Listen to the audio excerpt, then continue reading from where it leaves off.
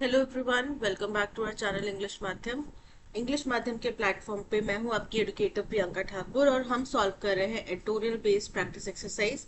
Start करते हैं आज का session with thought of the day, that is do something today that your future self will thank you for. यानी कि आज आप कुछ ऐसा कीजिए जिसके लिए आपको कल आपका जो भविष्य का जो आप होंगे वो शुक्रिया अदा करें। यानी कि कल आपको अच्छा लगे कि यार अच्छा हुआ मैंने उस टाइम पे ये चीज कर ली थी, आज मेरे को इतना फायदा हुआ।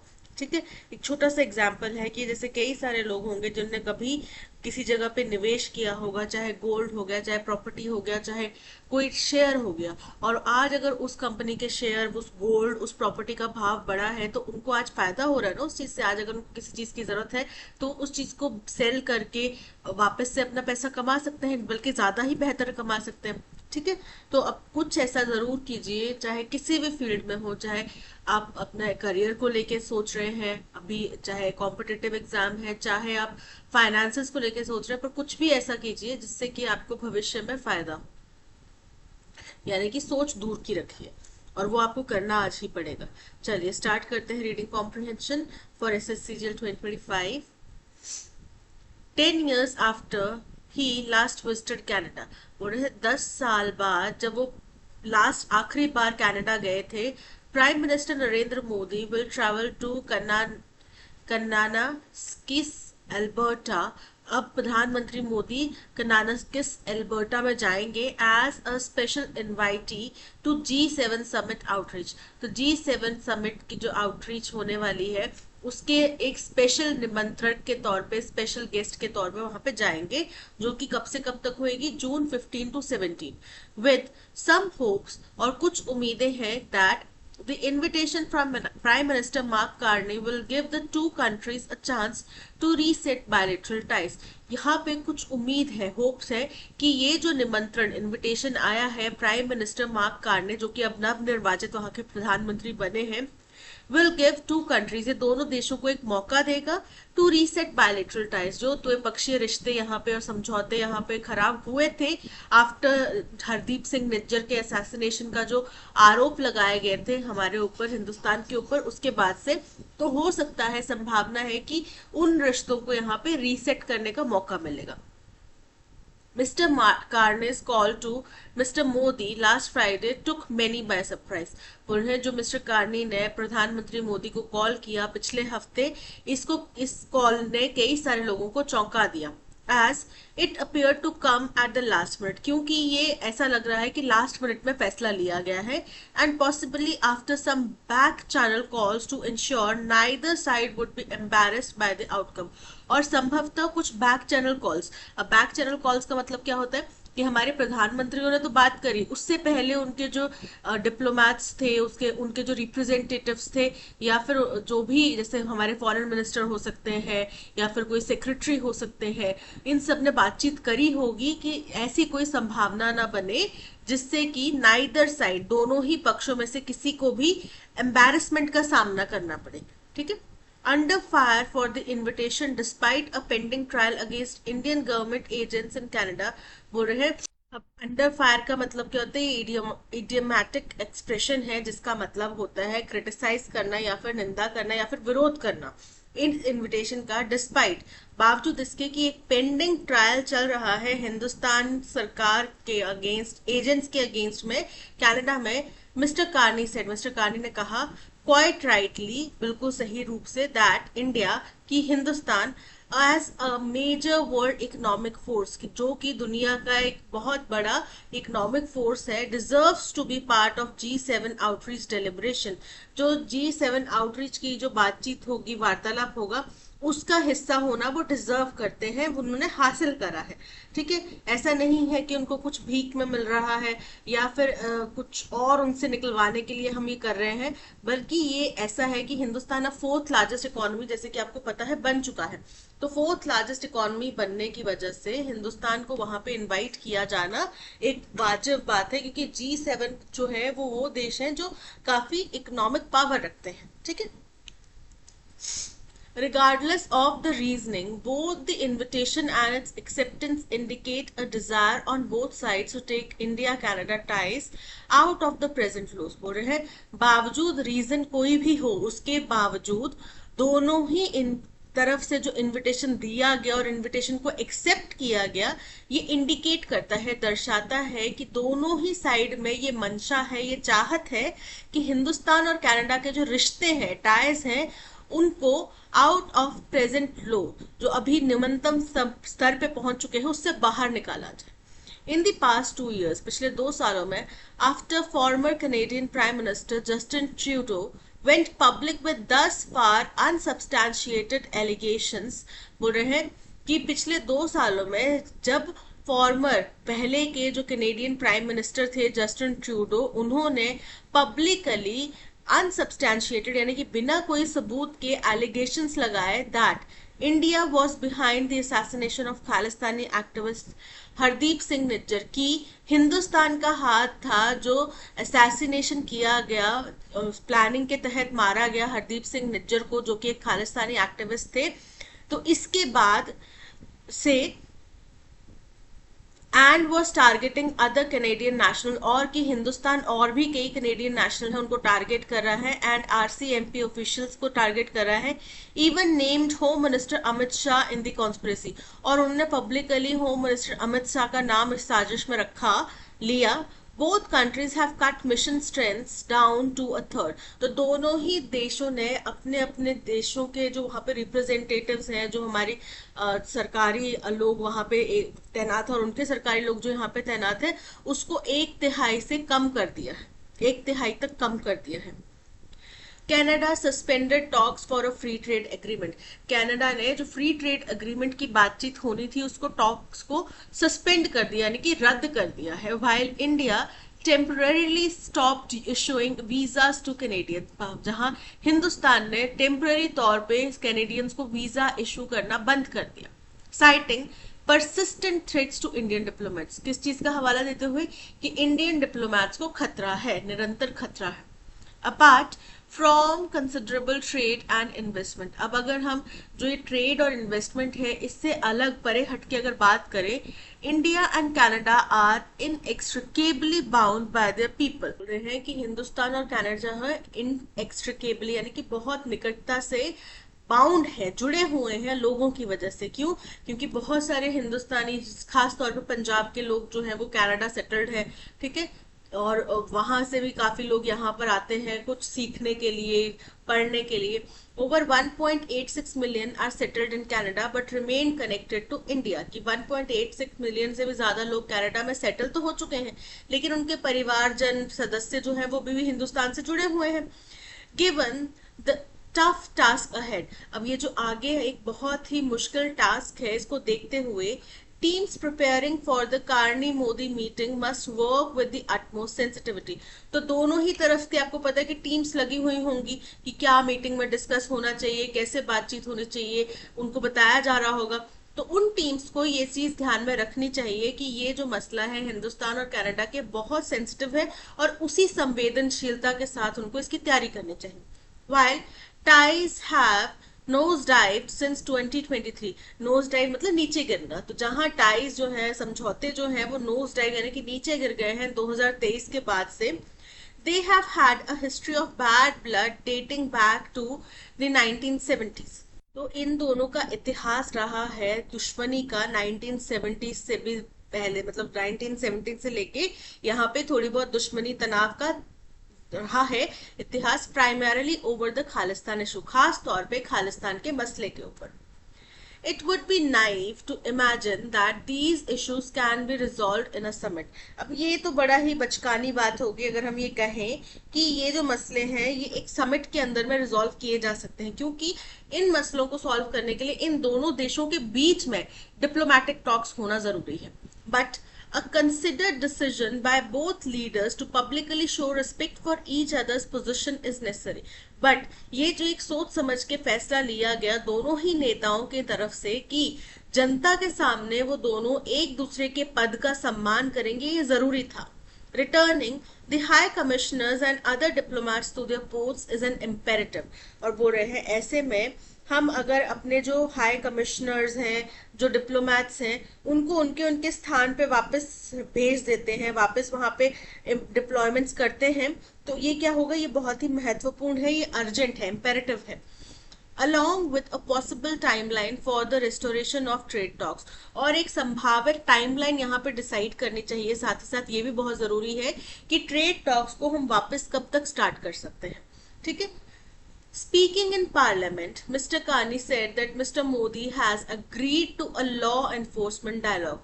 पार्लियामेंट से अपनी संसद में जवाब तलब करते हुए कार्नी ने बताया कि मोदी जी ने क्या किया है, लॉ एनफोर्समेंट की जो बातचीत है उसके लिए सहमति जताई है, वेयर जहां no doubt the Nijjar case and issues over Khalistani threats to Indian diplomats and community centers will come up. जहां पे बिना किसी शंका के निज्जर का केस भी सामने आएगा, उठाया जाएगा, और जो खालिस्तानी समर्थक हैं, जिस तरीके से इंडियन डिप्लोमैट्स और कम्युनिटी सेंटर्स जो कि कनाडा में है वहां पे उनको थ्रेट करते हैं, डराते हैं, ये मसला भी सामने आएगा. And the public messaging from the meeting will be the most important part of ensuring a path to improved relations. और इस मीटिंग से बाद में जो पब्लिक मैसेज जाएगा वो सबसे इम्पोर्टेंट पार्ट है, ताकि ये सुनिश्चित किया जा सके कि जो हमारे रिश्ते बेहतर करने का रास्ता है वो हमने चुन लिया है. Summit level meetings such as the one planned in Kananaskis can only open a door toward bettering ties. बोल रहे हैं समिट स्तर की जो मीटिंग्स होती हैं, जैसा कि कनानास्किस में प्लान की गई है, ये केवल क्या करेगी, बेहतर समझौते, बेहतर रिश्तों की तरफ के दरवाजे खोलेगी. It is the necessarily tedious and painstaking talks behind the scenes that will actually allow the two countries to step through those doors. अब ये ऐसा नहीं है कि रातों रात मिस्टर कार्नी आके बोलने लग पड़े कि भाई हमें तो हिंदुस्तान के साथ में अच्छे रिश्ते चाहिए. इसके पीछे बहुत लंबी, टीडियस, थका देने वाली, पेनस्टेकिंग, बहुत परेशान करने वाली बिहाइंड द सीन्स बातचीत चली है, लंबी चली है प्रक्रिया, जिसकी वजह से आज ये दोनों देश उस दरवाजे से गुजर सक रहे हैं जो हमारे बेहतर रिश्तों के लिए खुलने वाले हैं. एंड ऐसे a different way of engaging each other, और एक नया अध्याय यहाँ पे खुल रहा है कि दोनों के साथ में एक अलग तरीके से बातचीत की जाए. ठीक है.